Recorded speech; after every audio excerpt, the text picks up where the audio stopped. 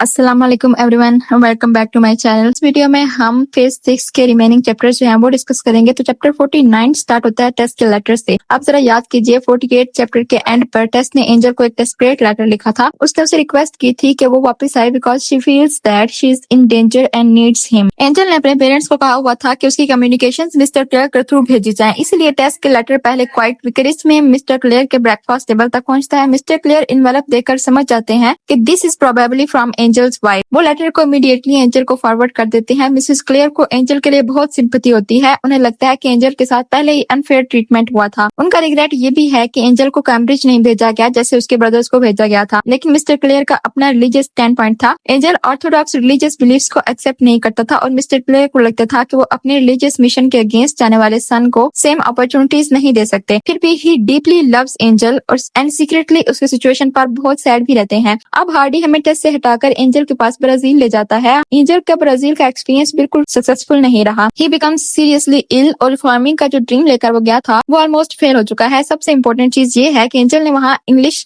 Agricultural immigrants की suffering अपनी आंखों से देखी है। लोग इजी इंडिपेंडेंस और प्रॉस्पेरिटी की होप में ब्राजील आए थे, but instead they faced disease, poverty, exhaustion and death. Angel mothers को अपने सिक चिल्ड्रन के साथ स्ट्रगल करते देखता है। एक मदर अपने डेड चाइल्ड को खुद जमीन में बरी करती है और फिर अपनी जर्नी जो है वो कंटिन्यू कर देती है। ये एक्सपीरियंसेस एंजल के लिए बहुत पावरफुल हैं बिकॉज वो लाइफ को सिर्फ बुक्स और थ्योरीज के थ्रू नहीं, रियल ह्यूमन सफरिंग के थ्रू समझ रहा है। हार्डी कहता है he had mentally aged a dozen years, यानी एंजल फिजिकली यंग ही है लेकिन एक्सपीरियंसेस ने उसको इमोशनली और इंटेलेक्चुअली मैच्योर कर दिया है। अब यहाँ चैप्टर का सबसे इंपॉर्टेंट फिलोसफिकल पॉइंट आता है। एंजल अब ओल्ड रिलीजियस और सोशल स्टैंडर्ड्स को क्वेश्चन करना स्टार्ट करता है। वो खुद से पूछता है who was the moral man, still more pertinently who was the moral woman, यानी मोरालिटी का एक्चुअल स्टैंडर्ड है क्या? क्या किसी वुमन को सिर्फ उसके पास की बेसिस पर जज करना चाहिए?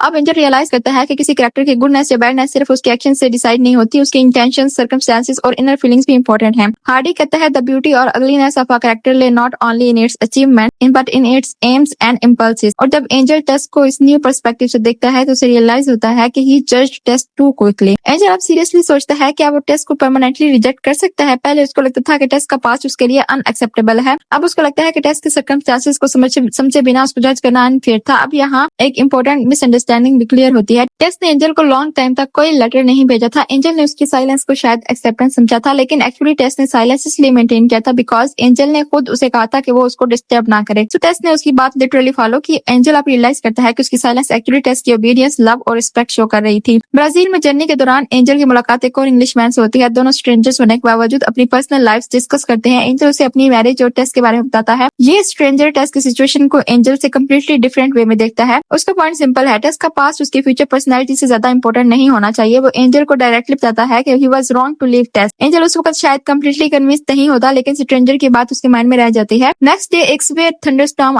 होता है और एंजल का कंपेनियन फीवर का शिकार हो जाता है। कुछ ही दिन में वो मर जाता है। एंजल उसको वरी करता है और फिर अपना जर्नी कंटिन्यू करता है, लेकिन अब उस स्ट्रेंजर की सिंपल एडवाइस एंजल के लिए और भी मीनिंगफुल हो जाती है। उसकी डेथ के बाद एंजल उसकी बातों को रिपीटेडली सोचता है। एंजल अब अपनी ऑन मॉरल थिंकिंग को एग्जामिन करता है। उसको रियलाइज होता है कि वो ग्रीक हेलेनिक कल्चर को एडमायर करता था, लेकिन टेस्ट के केस में उसने विक्टोरियन क्रिश्चियन मोरालिटी के स्ट्रिक्ट स्टैंडर्ड्स अप्लाई किए। यही यानी दूसरे कल्चर्स और सिविलाइजेशंस को वो ब्रॉड माइंडेडनेस से जज करता था, लेकिन टेस्ट के केस में उसकी थिंकिंग बहुत रिजिड हो गई थी। सिंपल वर्ड्स में हम देखें तो एंजल ने रूल को टेस्ट से ज्यादा इंपॉर्टेंट बना दिया था और अब उसको अपनी मिस्टेक समझ आ रही है। एंजल को इसकी वो कन्वर्सेशन भी याद होती है। उसने इससे पूछा था कि क्या वो उसे लव करती है। इसने यस कहा था। फिर एंजल ने पूछा था क्या तुम टेस्ट से ज्यादा मुझे लव करती हो। इसने आंसर किया था कि नो। उसके अकॉर्डिंग टेस्ट एंजल के लिए अपनी लाइफ तक सेक्रीफाइस कर सकती थी। इसने बेसिकली कहा था Tess would lay down her life for him. ये बात एंजल को डीपली इफेक्ट करती है because he realizes how completely Tess loved him. Angel को टेस्ट का वेडिंग डे याद आता है। उसे टेस्ट की आईज, उसका कंप्लीट ट्रस्ट और उसका एंजल की बातों को ऑलमोस्ट सेक्रेट समझना याद आता है। फिर उसे वो पेनफुल इवनिंग भी याद आती है जब टेस्ट ने अपना पास्ट कन्फेस किया था। टेस्ट उस वक्त कम्प्लीटली वल्नरेबल थी। उसको बिलीव ही नहीं हो रहा था कि एंजल उसकी लव और प्रोटेक्शन को ड्रॉ कर सकता है। अब एंजल को रियलाइज होता है कि he had broken a deeply loving and innocent heart. अब ये चैप्टर 49 की मोस्ट इंपोर्टेंट कैरेक्टर डेवलपमेंट है। पहले एंजल टेस्ट का क्रिटिक था, अब वो टेस्ट का एडवोकेट बन रहा है। हार्डी के वर्ड्स में thus from being her critic he grew to be her advocate. यानी एंजल अब टेस्ट को कंडेम नहीं कर रहा, he is beginning to defend and understand her, और वो अपने हार्श जजमेंट को रिजेक्ट करता है। एंजल अब टेस्ट की फैमिली बैकग्राउंड के भी डिफरेंट वे में देखता है। पहले उसके लिए डबल एंसेस्ट्री ऑलमोस्ट मीनिंगलेस थी बिकॉज फैमिली का पॉलिटिकल और सोशल पावर जो है वो ऑलरेडी खत्म हो चुका था। अब एंजल रियलाइज करता है कि इसकी इमेजिनेटिव और हिस्टोरिकल वैल्यू है। उसको टेस्ट के फेस में उसकी एरिस्टोक्रेटिक एंसेस्टर्स की डिग्निटी की एक ग्लिम्स नजर जाती है। यानी एंजल अब टेस को सिर्फ एक फॉलन वुमन के पर्सपेक्टिव से नहीं देख रहा, he is beginning to see her as a complex human being with history, dignity and individuality. Angel अब रियलाइज करता है कि टेस की मॉरल और इमोशनल क्वालिटीज उस सुपरफिशियल प्योरिटी से ज्यादा वैल्यूएबल हैं जिसे वो पहले इतना इंपॉर्टेंट समझता था। This shows how far his thinking has change. अब एंजल का लव फॉर टेस जो है वो दोबारा लाइव हो रहा है। Hardy calls it love renaissance. Renaissance means coming to life again, यानी एंजल का टेस के लिए लव दोबारा अवेकन हो रहा है। और आयरनी देखें, एग्जैक्टली इसी टाइम टेस का लेटर भी एंजल की तरफ ट्रेवल कर रहा है। टेस एंजल को डेस्परेटली बुला रही है और एंजल भी इमोशनली टेस की तरफ वापस आ रहा होता है, लेकिन अनफॉर्चुनेटली लेटर को एंजल तक पहुंचने में टाइम लगेगा। मीनवाइल टेस को होप है कि एंजल वापस आ सकता है। वो सोचती है कि अगर एंजल आए तो वो उसे कैसे प्लीज करेगी। उसको एंजल के फेवरेट सॉन्ग्स याद आते हैं। She asks Amby Seedling about him. Amby बताता है कि एंजल को specially the break of the day पसंद था। टेस फिर सीक्रेटली उस सॉन्ग को प्रैक्टिस करती है, लेकिन ये सीन हैप्पी नहीं है। टेस सॉन्ग गाती है लेकिन उसकी आंखों से आंसू जो हैं वो आ रहे होते हैं। टेस एंजल के रिटर्न की ड्रीम में इतनी लॉस्ट है कि उसे रियलाइज ही नहीं होता कि सीजन चेंज हो रहा है, डेज लॉन्गर हो रहे हैं और लेडी डे अप्रोच कर रहा है। और जब उसका फ्रेंड का मैच का वर्क पीरियड एंड होना था, लेकिन उससे पहले ही एक अनएक्सपेक्टेड इवेंट हो जाता है। एक इवनिंग टेस अपनी लॉजिंग में फैमिली के साथ बैठी होती है। नॉकिंग होती है, बाहर एक टॉल थिन गर्ल खड़ी होती है। पहले टेस उसे रिकॉग्नाइज नहीं करती, फिर गर्ल कहती है टेस रियलाइज करती है कि वो लिजा लू उसकी यंगर सिस्टर है। टेस ने जब घर छोड़ा था तो लिजा लू अभी चाइल्ड थी, लेकिन अब वो काफी ग्रो कर चुकी है। टेस इमीडिएटली पूछती है what is the matter at home. Liza Lu बताती है कि मदर बहुत सीरियसली इल हैं और डॉक्टर के according she is dying. Father भी ठीक नहीं है और फैमिली सिचुएशन बहुत डिफिकल्ट है। अब टेस के लिए वेट करना पॉसिबल नहीं है, उसको घर जाना ही होगा। टेस का agreement technically old Lady Day April 6 तक था, लेकिन अब वो कॉन्ट्रैक्ट कंप्लीट होने का वेट नहीं करती। She decides to go home immediately. वो मैरियन और इसको सिचुएशन एक्सप्लेन करती है और उनसे रिक्वेस्ट करती है कि वो फार्मर ग्रोबी को उसके सर्कमस्टेंसेस के बारे में समझा दें। फिर टेस लिजा लू को खाना देती है, उसे अपने बेड पर सुलाती है और खुद अपनी बिलोंगिंग एक बास्केट में पैक करती है। वो उसी रात जर्नी स्टार्ट कर देती है ताकि टाइम बच जाए।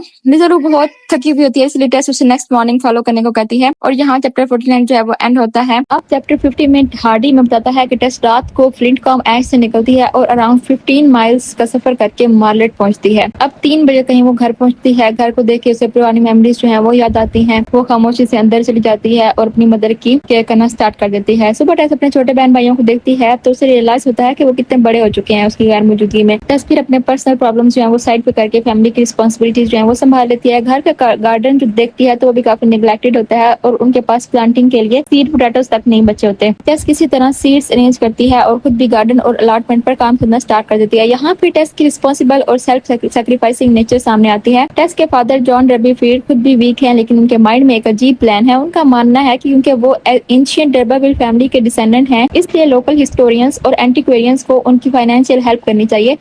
उसका लॉजिक बेसिकली ये है, अगर लोग ओल्ड रूइंस और डेड एंसेस्टर्स को प्रिजर्व करने के लिए मनी स्पेंड करते हैं तो एक लिविंग डिसेंडेंट को भी सपोर्ट करना चाहिए। टेस इस आइडिया को सीरियसली नहीं लेती बिकॉज उसको पता है कि फैमिली की रियल प्रॉब्लम मनी और सर्वाइवल है। एक इवनिंग टेस और लिजा लू अलॉटमेंट में काम कर रहे होते हैं। लोग ड्राई वीड्स और प्लांट्स जला रहे होते हैं, इसलिए पूरा एरिया जो है वो स्मोक और फायर से भरा हुआ होता है। टेस अपना काम करते हुए सॉन्ग्स गा रही होती है जो एंजल के लिए प्रैक्टिस करती है, लेकिन अब उसको ऑलमोस्ट होप नहीं कि एंजल कभी ये सॉन्ग सुनेगा। इसी वक्त टेस नोटिस करती है कि एक अननोन मैन जो है वो उसके पास काम कर रहा है। वो स्मोक की वजह से पहले उसका फेस प्रॉपर्ली नहीं देख पाती, फिर उस आग की जो लाइट है वो उसके फेस पर पड़ती है और टेस रिकॉग्नाइज कर लेती है ये एलिक है। एलिक ने जानबूझकर एक ओल्ड फैशन स्मोक फ्रॉक पहना हुआ है ताकि वो इजीली रिकॉग्नाइज ना हो। वो टेस को बताता है कि वो सिर्फ उसे मिलने के लिए यहाँ आया है। फिर एलिक टेस के साथ एक स्ट्रेंज कंपैरिजन करता है। वो कहता है कि अगर कोई इस सीन को पैराडाइज कहे तो टेस ईव है और वो उसे टेम्प्ट करने वाला फिगर। टेस को उसकी बात बिल्कुल पसंद नहीं आती। वो क्लियरली शो करती है कि she has no romantic feelings for him. Alec Tess से पूछता है कि अब वो कहाँ जाएगी और क्या एंजल के पास जाएगी। ये बात टेस को हर्ट करती है। वो बिटरली कहती है आई हैव नो हस्बैंड। फिर एलिक कहता है कि चाहे एंजल उसके साथ नहीं है, he is there to help her. वो टेस को बताता है कि उसने उसके घर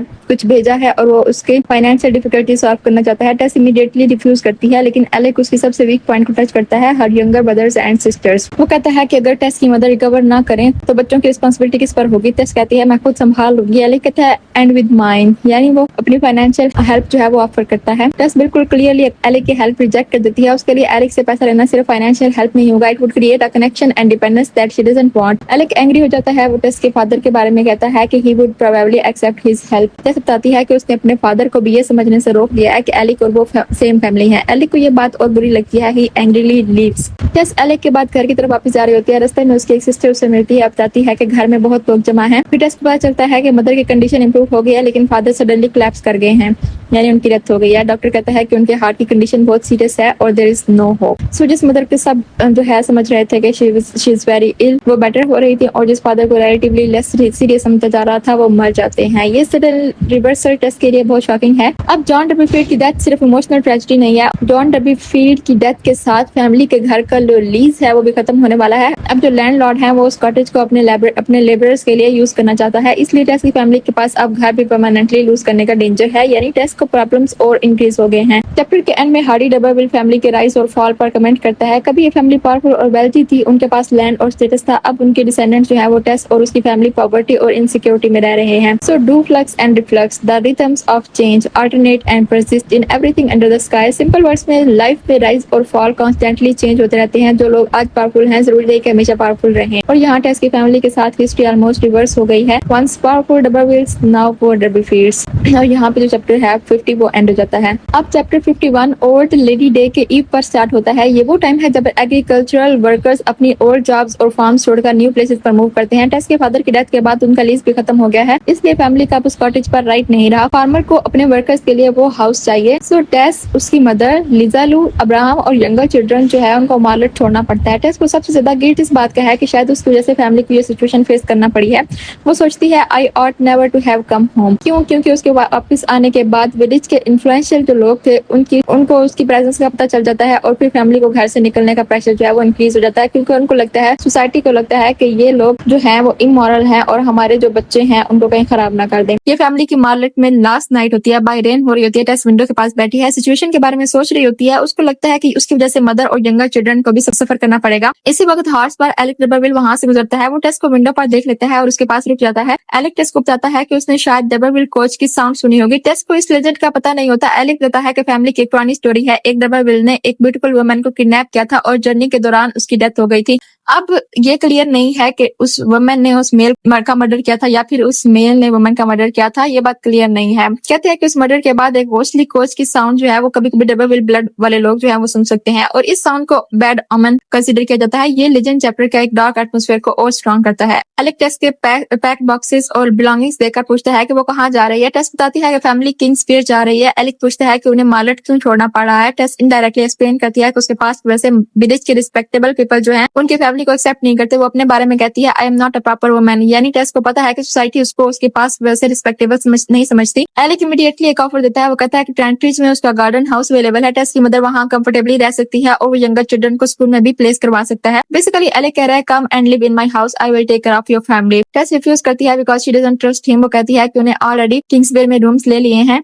एलेक फिर एंजल का रेफरेंस लेता है और कहता है कि टेस अब भी अपने हस्बैंड का वेट कर रही है। एलेक टेस को कन्विंस करता है कि एंजल प्रोबेबली कभी वापस नहीं आएगा। He says that because of the reason of their separation Angel will not reconcile with her. लेकिन एलेक अपने आप को टेस का एनिमी नहीं बल्कि फ्रेंड प्रेजेंट करता है। वो कहता है though I have been your enemy I am your friend. Tess फिर भी उसकी ऑफर एक्सेप्ट नहीं करती। उसको डर है कि अगर एलेक के हाउस में चले गई और लेटर एलेक का एटीट्यूड चेंज हो गया तो उसकी मदर और फैमिली फिर होमलेस हो सकती है। एलेक रिपीटेडली इंसिस्ट करता है। वो कहता है कि एक हाउस क्लीन करवा देगा और टेस की मदर और चिल्ड्रन को वहां सेटल कर देगा। फिर वो टेस से ऑलमोस्ट इमोशनल टर्म में कहता है give me your hand on it now dear beautiful Tess. Tess immediately window close कर देती है और एक्सीडेंटली एलेक का आर्म जो है वो विंडो के बीच में आ जाता है। एलेक एंग्री होता है लेकिन टेस क्लियरली कह देती है I shall not come, I have plenty of money. Alec को पता है कि टेस एक्चुअली एंजल की फैमिली जो है उस तरफ रेफरेंस कर रही है कि उसकी जो इन-लॉज हैं वो काफी रिच हैं, लेकिन उसको ये भी पता है कि टेस जो है वो एंजल की फैमिली से हेल्प कभी मांगने वाली नहीं है, इसलिए वो कहता है यू विल स्टार्व फर्स्ट और फिर वो चला जाता है। एलेक के चले जाने के बाद टेस बहुत इमोशनली डिस्टर्ब होती है और यहाँ टेस के थॉट्स में एक इंपॉर्टेंट चेंज आता है। अब तक टेस मोस्टली एंजल को डिफेंड करती रही है, लेकिन अब for the first time she seriously thinks maybe Angel was unfair to me to.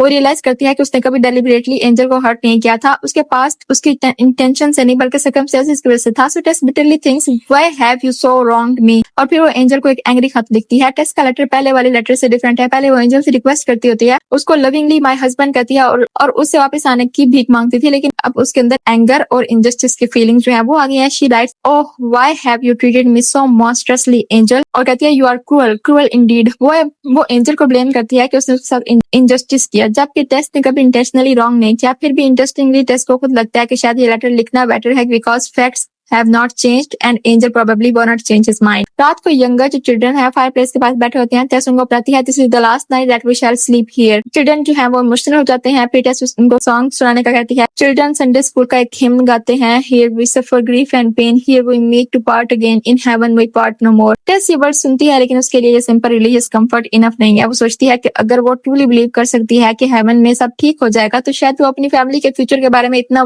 परेशान ना होती। लेकिन टेस का फेथ अनसर्टेन है, सो शी फील्स कि उसको खुद ही अपनी फैमिली की प्रोविडेंस जो है वो बनना पड़ेगा। टेस विंडो की तरफ चली जाती है। वो बाहर डार्कनेस में देखती है but actually she is hiding her tears from the children. थोड़ी देर बाद टेस की मदर लिजा लू अब्राहम घर वापस आते हैं। मदर हॉर्स के ट्रैक्स देकर पूछती है कि कोई विजिटर आया था। टेस इमीडिएटली एलेक का नाम ले लेती है। मदर पूछती है योर हस्बैंड। टेस का आंसर बहुत पेनफुल है, no he will never never come. फिर मदर पूछती है कि फिर कौन था। टेस फाइनली इंडिकेट करती है कि एलेक था। वो कहती है कि वो सब कुछ किंग्स पेयर पहुंचने के बाद एक्सप्लेन करेगी। चैप्टर के एंड पर टेस आउटवर्डली कह रही है he is not my husband, लेकिन इंटरनली एक डिस्टर्बिंग थॉट उसको ट्रबल करता है। Alec in a physical sense is the only man who has ever had a husband like claim over her. ये थॉट टेस को डीपली इनकंफर्टेबल करता है और हार्डी यहाँ टेस की इमोशनल कॉन्फ्लिक्ट को हाईलाइट करता है। Her heart belongs to Angel but her past keeps connecting her to Alec. और यहाँ पे जो है वो चैप्टर 51 वो एंड हो जाता है। अब चैप्टर 52 में सुबह बहुत अर्ली मूविंग फैमिलीज की वैगन्स रोड्स पर निकल रही होती हैं। ये ओल्ड लेडी डे का टाइम है जब एग्रीकल्चरल वर्कर्स अपनी ओल्ड जॉब्स और होम्स छोड़कर न्यू फार्म की तरफ मूव करते हैं। टेस की फैमिली भी अपना सारा फर्नीचर एक वैगन में लोड करती है लेकिन उनका केस दूसरी फैमिली से डिफरेंट है। बाकी वर्कर्स को अक्सर फार्मर का वैगन फ्री में मिल जाता है लेकिन डबी फील्ड्स को अपनी वैगन जो है वो खुद हायर करना पड़ता है because they are no longer regular farm workers. ये डिटेल्स उनकी इकोनॉमिक कंडीशन को क्लियरली शो करती हैं। जर्नी के दौरान टेस को मैरियन और इस भी एक वैगन में नजर आती हैं। वो भी फ्लिंट कॉम ऐश छोड़ चुकी होती हैं